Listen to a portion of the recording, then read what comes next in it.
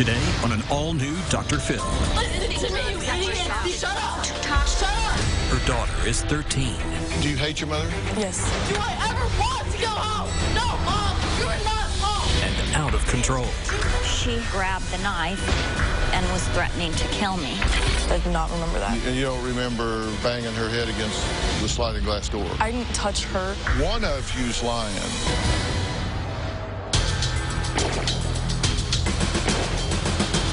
What would you do if you had a 13-year-old daughter and she punched her brother in the face? What if she grabbed you by your mouth and chin and slammed your head into the refrigerator?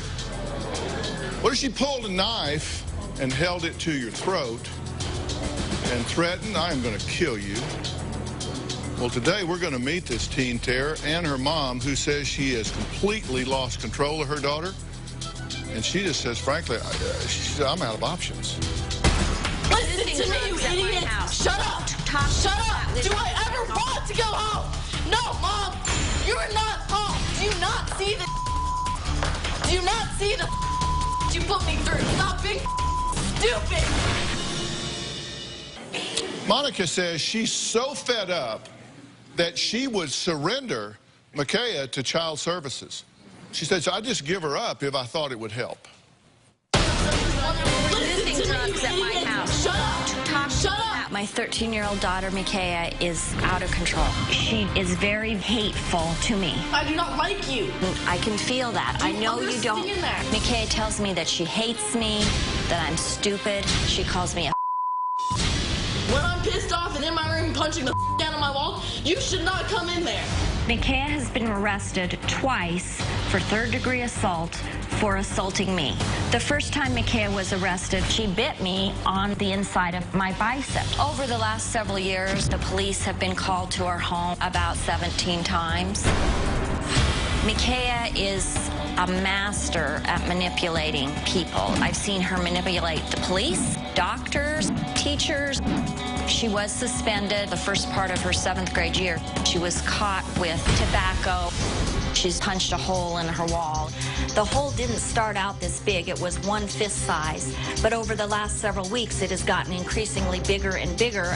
She has been taken to the emergency room numerous times. She's been in juvenile detention center twice. She spent 30 days in an inpatient residential care. And she was placed in a foster home for 4 months. The last year, Micaiah has run away from home 6 to 7 times. Micaiah has total control over me and my family. When she is gone, it's more peaceful. You piss me off. You piss me off so much that I can't even be in the same house as you. I fear the choices that Micaiah is doing right now will destroy her life and that she may end up dead. Well, Monica's ex-husband, Cliff, the bio father of this child, is listening to the show by phone because there's an order of protection in place. We won't hear from Cliff until later when I can speak to him privately. But first, I want to talk to Micaiah's mother, Monica. Now, Monica, I'm going to ask you some questions that I think only a mother can give me insight to. See, I think everybody has a way of being in the world. Why is your daughter choosing this way? Well, part of the reason I'm here is to find that out because I don't know why she's choosing to be this way. But I think it works for her to some extent. She doesn't feel like I love her. She honestly feels like I don't love her.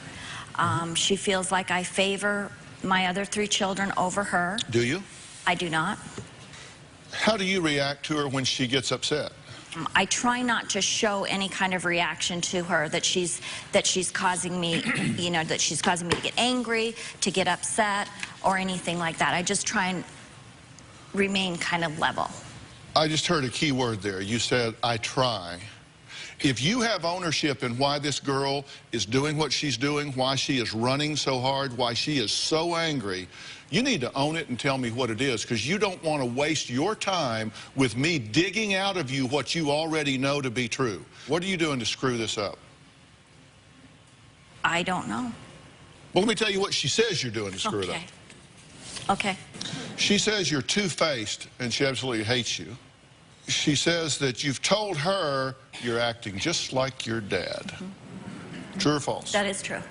I asked you just a few minutes ago, what is it you're doing that's contributing to her maladaptive behavior, her lack of adjustment into this family and into this life? You said, I've got no idea. Well, you've said I would turn her over to Child Protective Services if I could. If I thought it'd help, yeah, take her. Go with her. That's not what a kid wants to hear. You act just like your dad, who, by the way, you're divorced from. So that's not a ringing endorsement. She says you yell that it's always her fault. She says that you hit and slap her in the face. True or false? False. Never hit her? No. Okay. She says that you put her on meds that don't fit, that you've thrown a chair and that you've choked her. Not true. Tells her every day, not occasionally, but every day, I wish I had never had you. Never said that. Those words have never come out of my mouth. She said during big fights, you say, I so wish I had had an abortion. Never said that. All right, Monica says last year her daughter was handcuffed and charged with third-degree assault after Micaiah threatened her life. Take a look at this. Micaiah's aggression towards me has gotten so bad that she threatened to kill me with a bread knife. She had got suspended from school for having tobacco in her backpack and had tried to blame her sister and her brother for it being theirs. She was mad that her brother had said no, it wasn't his, and so she kicked him in the groin, and I got between the two of them to break the fight up. She pulled out this knife and held it up to me, and she told me she was going to kill me. She grabbed me and she was holding the knife and she was going to kill me, bitch, is what she said to me. My 11-year-old son then had to call 911. 911, what's the emergency? She's grabbing a knife and she's trying to hurt my mom. Is that Michaela doing all the screaming? She was arrested for third-degree assault once again. Monica says her 13-year-old daughter, Micaiah, is so out of control she needed help to get her to the show. We sent a team of professional transporters to Monica's home to help bring her here. Were they successful? Well, let's take a look. Monica? Yes. I'm Victor Lopez. Nice to meet you. This is my partner, Lonnie Vasquez. Hi, Lonnie. Hi, how are you? Come on in. I can't control her. She's running away. Verbally abusive, physically abusive. We're here to take you from point A to point B safely. Hi, Micaiah. How are you? Good. Did you get my message? Yeah. You know, Connie really wants you to babysit, so. When? Tonight, like about 6 o'clock. All right. I've got butterflies in my stomach. I'm really nervous about it. My brother Ryan and sister-in-law are going to pick her up and bring her here. So when they pull up, we'll be in the Suburban. Once they pull up, we will pull up right behind them. I don't know what she's going to do. I don't know whether she'll be kicking and screaming and swearing. Basically, we expect the worst. All right, she already gave us a 3-minute signal.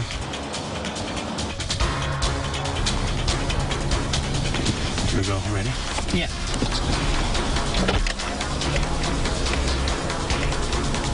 Get out.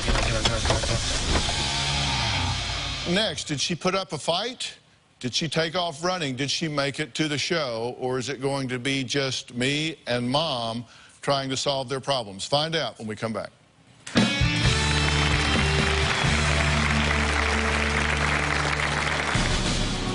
Here we go. Ready? Yeah. Let's go.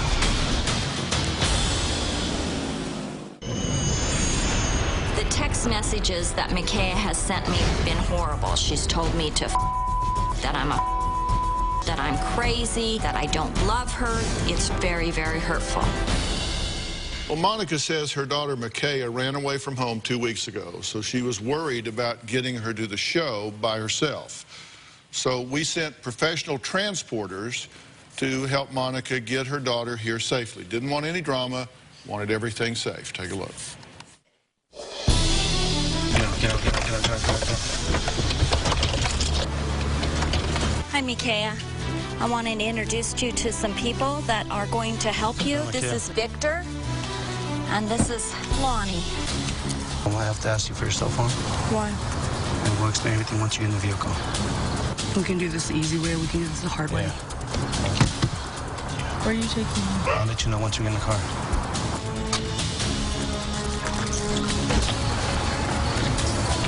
You try to run, we're gonna have to chase you down. And then he has handcuffs. I'm not gonna run. Where would I go? I have no place to go. I'm just pretty pissed off. You know what? I don't blame you. What was the first thing, like, you realized, man, I did not like my mom? What happened? When she took us away from our dad, then she took me into a mental hospital, put me on, like, a lot of drugs. As I'm seeing them drive off, I'm worried, I'm scared. I am starting to feel a little bit, I don't know if relief is the right word. It's been a really emotional day. Well, she's made it. Transporters Victor and Lonnie have been with her every step of the way, ensuring her safety and well-being. So, Makaya, come on out.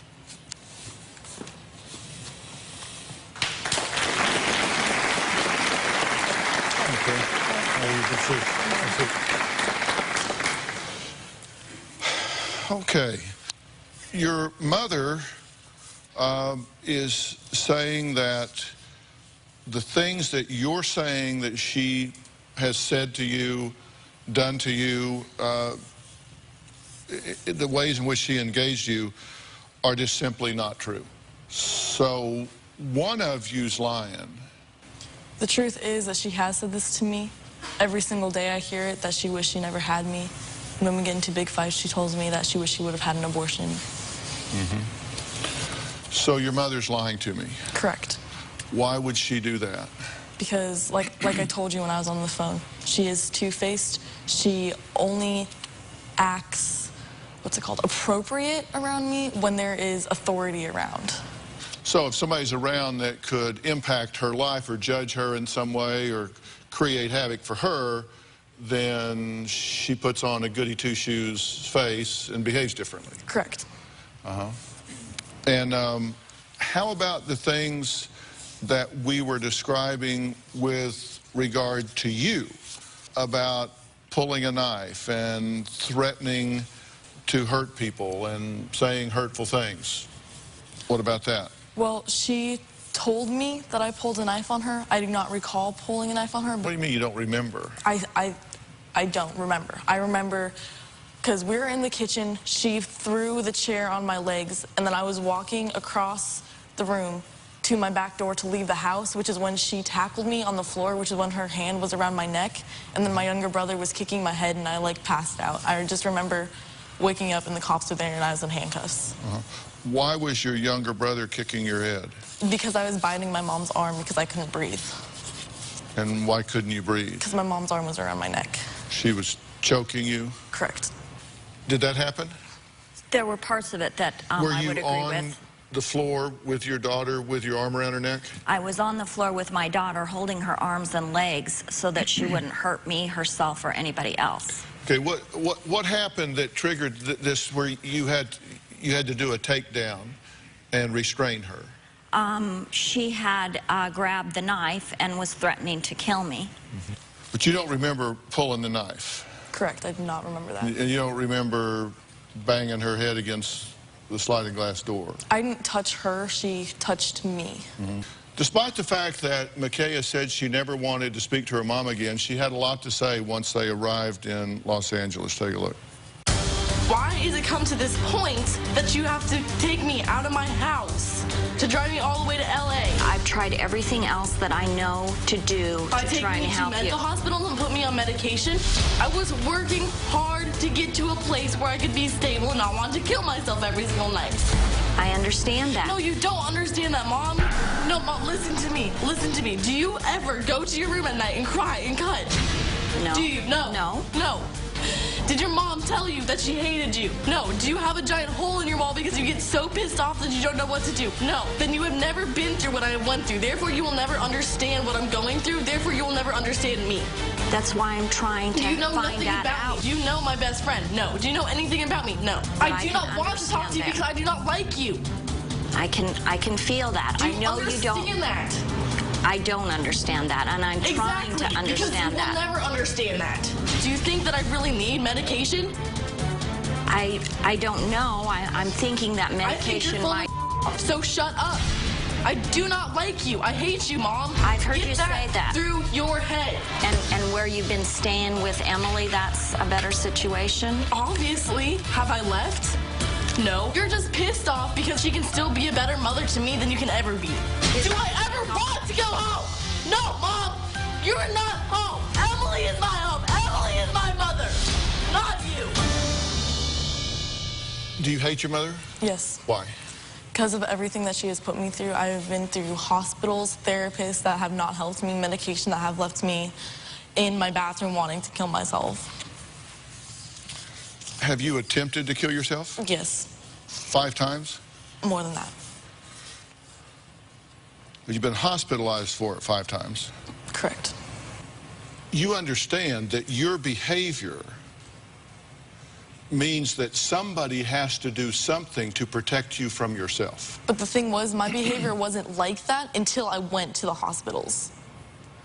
Until the first time I went to the hospital, I came out, I was not the same. Why did you wind up in the hospital? Because my mom took me there because she didn't want me around the house. So she just thought, you know, it's just too crowded here, I'm going to take her to the hospital. Pretty much. Now, you don't believe that. I do, honestly. You have no ownership in it whatsoever. Correct. Okay, Micaiah says her mom ruined her life by keeping her away from her father. We're going to find out what he has to say about all this when we come back.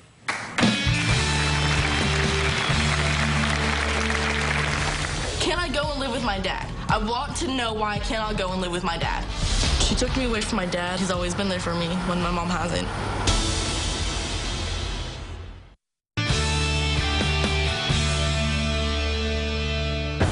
Here's a picture of our family when Micaiah was only 3. And at some point, Micaiah has cut me out of the picture. She's angry at me, and she doesn't want me in there. It's really, really sad. Monica says her 13-year-old daughter, Micaiah, has assaulted her twice, pulled a knife on her, shoved her, bitten her, bullied her siblings, and now wants nothing to do with her. Monica says Micaiah's bad behavior spiraled out of control when her marriage went south. My ex-husband and I separated 5 years ago. I think that that has had an impact on Micaiah's behavior. Can I go and live with my dad? I want to know why I cannot go and live with my dad. Because your dad hasn't done the necessary things.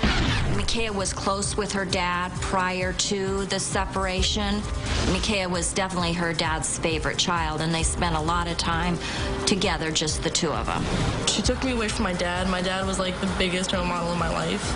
He's always pushed me to do my best. He's always been there for me when my mom hasn't. You say all of this really upsets you. What's she saying now about all this? Why? Well, there's a lot of reasons why. Number one, her dad has not been involved in her life since really 2009. And in 2011, he could only have supervised visits with the kids. And then in 2012, that changed to therapeutic supervised visits with the children. He's been kicked out of 3 different institutions that oversee these supervised visits. Furthermore, when he had those when he did have visits set up, there were many, many times where the other 3 kids would go, and Micaiah didn't want to go because she didn't want to see her dad. I refused to see my dad for was it about a year? Mm-hmm. But that was because the therapist that my mom was making me see at the time, she told me not to. Okay, so why is he under a protective order where I can't even talk to him with you two here? There's a protection order in place with me because of domestic violence. So what do you want? What do I want? I want to be happy. I want this to be resolved. I do not want to go home with my mom. And where would you live over the next couple of years? For now, I want to live with Emily, which is who I've been staying with. And who is that? My best friend's mom. Have you done anything maladaptive there? No. You don't steal, fight, tear stuff up? Do drugs? Run away, do drugs? I don't do drugs in her house. No, she does not know that I do drugs. Well, she does now. Does she know you drink? What? Does she know you drink? No, that's a drug. All right, I'm going to excuse Monica and her daughter now so I can talk to the father in this, Monica's ex-husband, Cliff. There's a protection order in place. The three cannot be in any kind of contact, even through me or on the phone or whatever, regarding Cliff and his ex-wife. I'm going to talk to him when we come back, and then we'll come up with a plan here. We'll be right back.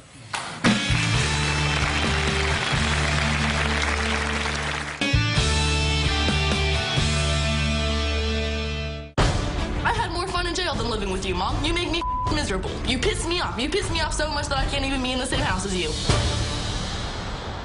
What would make a 13-year-old hate her mother so much that she refuses to live with her? Well, people have different points of view and opinions. I'm going to ask her father, Cliff, that very question. What do you have to add to the understanding here about what I might be able to use to help your daughter?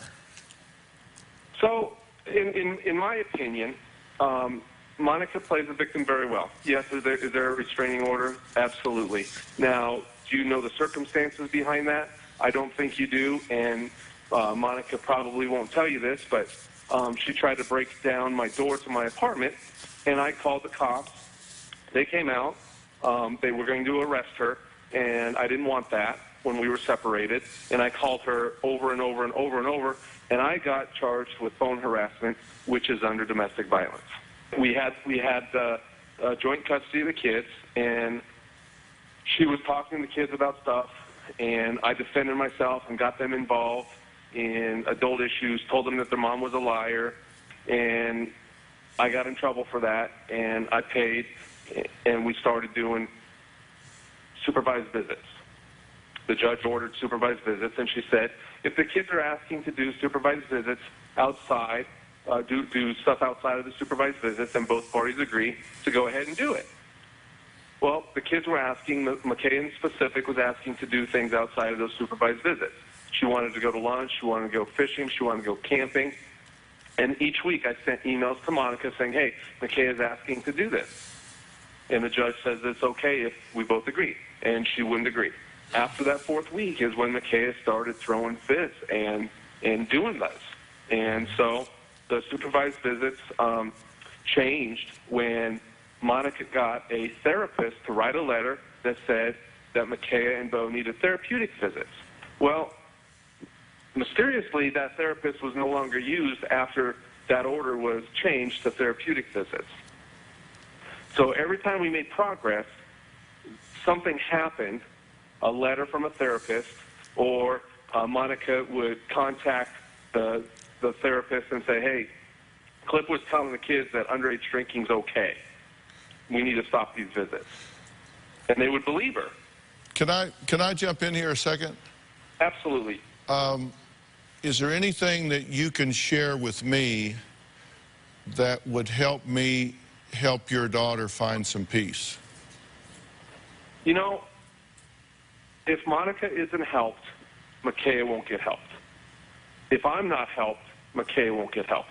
Okay, let me rephrase the question. Is there anything you can tell me that would help me help your daughter find some peace? I'm really not here to try to improve your relationship with Monica. I don't think you want to reconcile with her or she with you. What I'm interested in is if there's anything you can share with me that I can use to help your daughter find some peace in her life.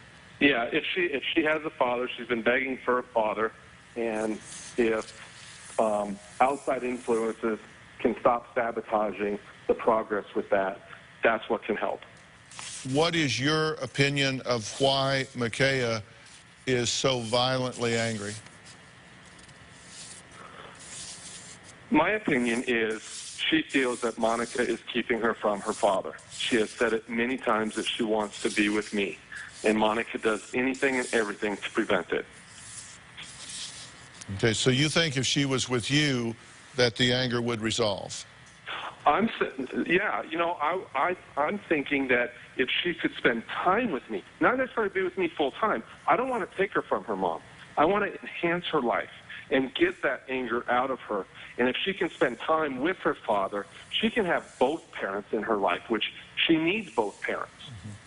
It's going to be very difficult to co-parent with you and Monica having so much anger and angst that is obviously very raw between the two of you.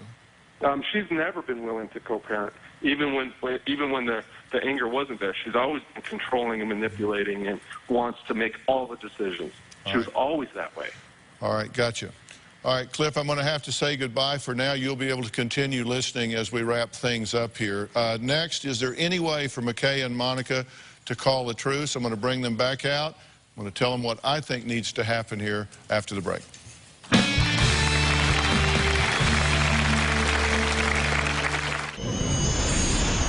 I have 3 other children.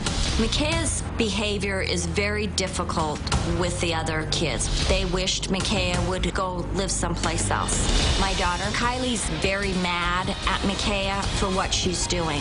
She's hurtful to my brothers. She just wants to feel like everything revolves around her. I'm really mad at her. It's very scary for all of the kids.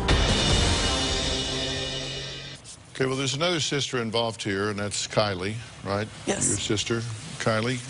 What's the truth here? And I hate to put you on the spot, but all I'm trying to do is help this family, and I can't do it if I don't know the truth. My mom's a very loving mom, and she's trying to help Micaiah. She's trying as hard as she can. She just wants the best for her, and she doesn't know why she feels angry. And when she's punching walls and is refusing to get my mom's help, she doesn't know what to do. How do you get along with your sister? We get along most of the time, but as soon as something makes her angry or upset, then she just goes off, and then we lose that connection. Have you heard your mother say to her numerous times, I'm sorry I ever had you, I wish I'd gotten an abortion, any of that? No, I've never heard her say that. This is not a Micaiah problem. It's not like you're the bad seed here, you're the bad kid, you're the one that's the screw up, and if we could just get you fixed, this family would be fine. Why are you shaking your head? Because it's not just Then why do I feel like that? When I'm over here getting therapy, nobody else is doing therapy, it's all just me. You're all just playing the game. I'm actually over here working. I was working with Tanya, I was working with everybody, Mom. I was working so hard to get to a place where I could control my anger and let it out in a positive way. That's why I was punching my walls instead of cutting and instead of taking it out on you. So if you had a choice, me cutting myself or me punching holes in my wall, which would you pick? The holes in the wall, I guess? Exactly.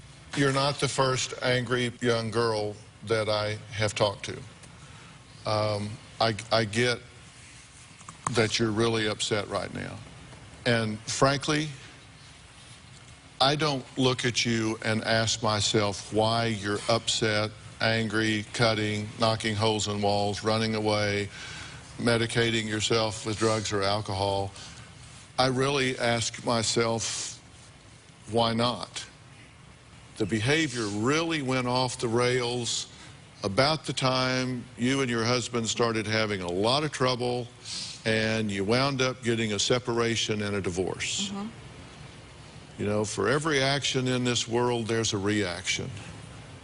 And I think when that family started falling apart and everybody started choosing up sides and everything got hostile, you kind of got marginalized. You kind of got pushed over to the side here. You said, well, okay, so I'll make my own way. But it's not you. It's this whole family. I totally get that. Are you willing to go home, stop doing alcohol, stop smoking dope, and live harmoniously with your mother in your home? No. I think if I'm over here looking at you from her point of view, I don't see a soft place to fall at all. Right. You've withdrawn emotion here to a degree, have you not? Yeah, it's the learned behavior, and I have, absolutely. You're going to have to get over this hostility with your husband. I don't know, you know, I've got some information about why y'all got a divorce. It's still very raw. You take great pleasure in dogging on him, and he takes great pleasure in dogging on you, in my opinion. I asked him, you know, what can I do to help your daughter? What can you tell me that would help me help your daughter? and he spent 75% of the time telling me what a saboteur you are. You two need to get this resolved, and I'm willing to get you some help with that, very specialized help with that, and I'm willing to offer you some very specialized help as well.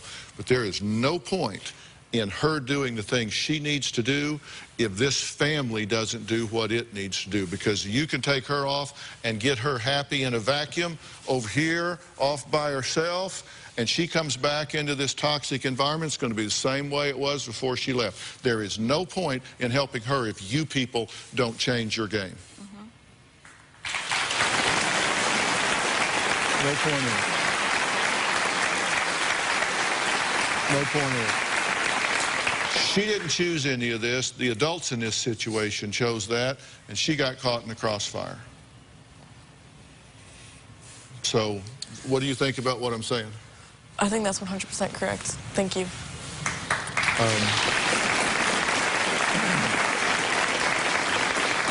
I don't want you to go home. This is Matt Polachek right here. Matt, raise your hand. This is Matt Polachek here. He's from a place out here in California called the Center for Discovery. It's down in Whittier. And I want to introduce you guys to Matt and let you talk backstage. But going home with her, to me, is not an option. Fair enough? All right. These days, it seems like so many young girls are struggling like Micaiah. Well, there are other options. Next, I have a big announcement about my wife, Robin, and how she's helping girls all over America become confident, empowered, and strong young women. We'll be right back.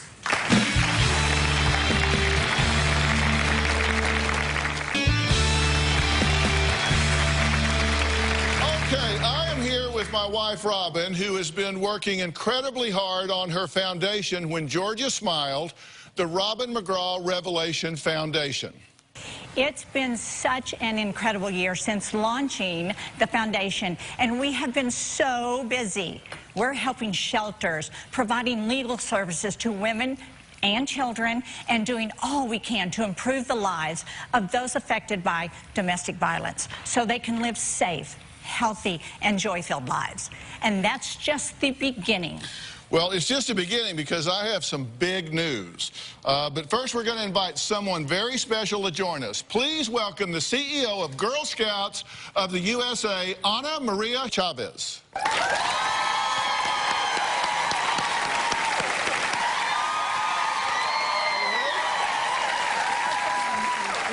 How are you? Good morning. Good to see you. Good morning. Good to see you. Now, the reason I've asked Ana to join us is because she is involved with some big plans with Robin's Foundation.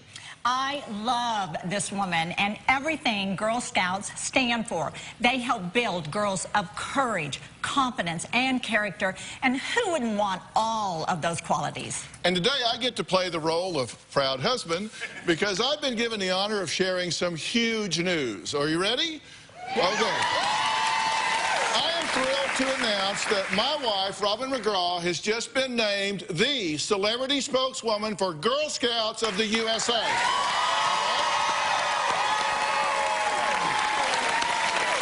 Now,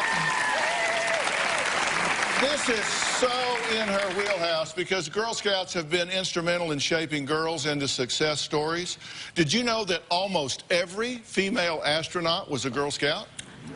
Some of the biggest celebrities were Girl Scouts, too. For example, Dakota Fanning, I love her, Taylor Swift, Gwyneth Paltrow, Venus Williams, and Michelle Obama.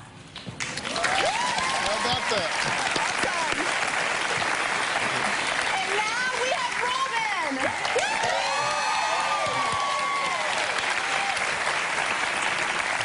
We are so excited to have her support and the support of her amazing foundation, When Georgia Smiled, because they promised to help us with our major campaign called To Get Her There. It is the largest fundraising campaign for girls' leadership in the history of the United States. So thank you for your support. Thank you so much. Well, I cannot tell you how much this means to me. I was actually a Girl Scout growing up my entire life, and I have to tell you, I was a brownie leader before we ever even had children. Of course, we never had a daughter, but... Seriously, we're married for like months, and I come home and she says, I got a brownie troop. I said, we don't have a daughter. I called the Girl Scout Council when we were first married. I said, yes, I'd like to volunteer. I want to volunteer to be a brownie leader. And they said, great, great. What school does your daughter go to?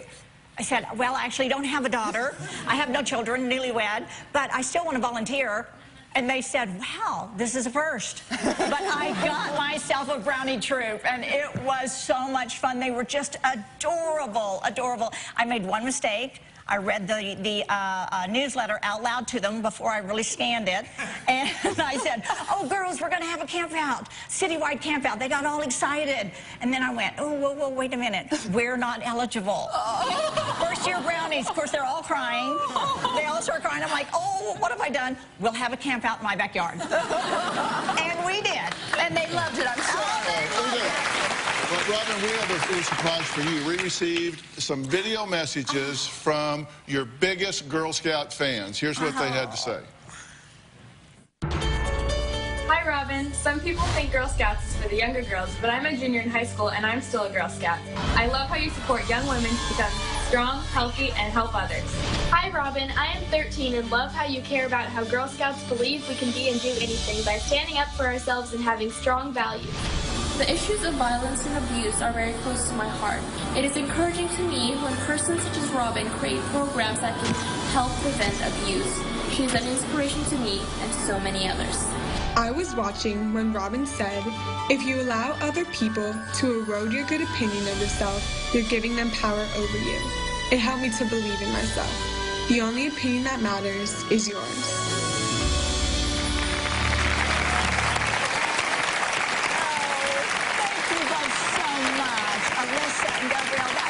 Sweet of you both to say that. Well, the Girl Scouts of the USA is collaborating with When Georgia Smiled, which is an amazing foundation, and they're going to help us enable girls across the country to reach their potential. You know, Girl Scouts has been around for 102 years. We've provided after-school programming for girls to allow them to become the leaders they want to be in their lives. And so for us, it's about creating new memories with them. It's about enlightening them and educating them so they can place a major focus on not only on their lives, but how they can change lives in their local communities. To help transform as many girls' lives as possible, my foundation, When Georgia Smiled, is joining forces with Girl Scouts of USA to Get Her There fundraising campaign to do just that. We all must be diligent and passionate in our support for girls, and it begins today.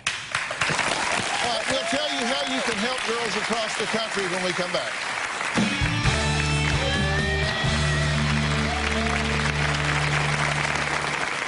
Well, I am here with my wife, Robin, and CEO Ana Maria Chavez. We've just announced that Robin is the celebrity spokesperson for Girl Scouts of the USA.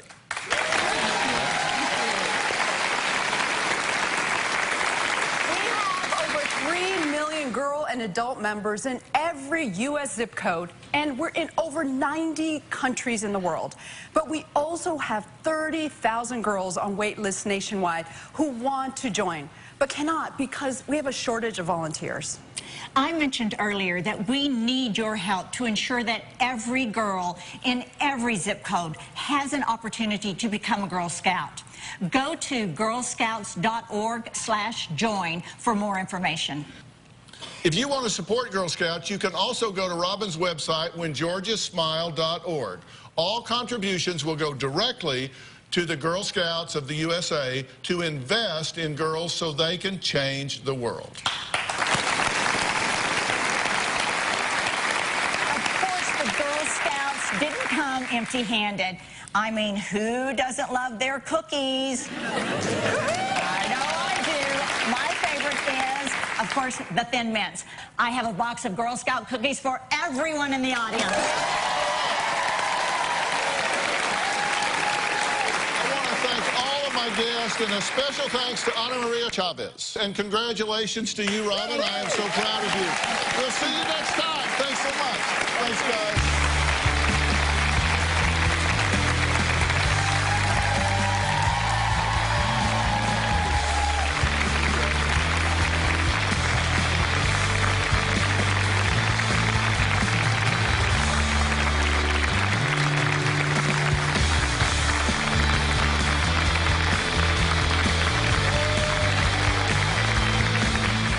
Hey, Micaiah. Hello. I'm Anthony. Nice to I'm meet the you. resource director here at the show.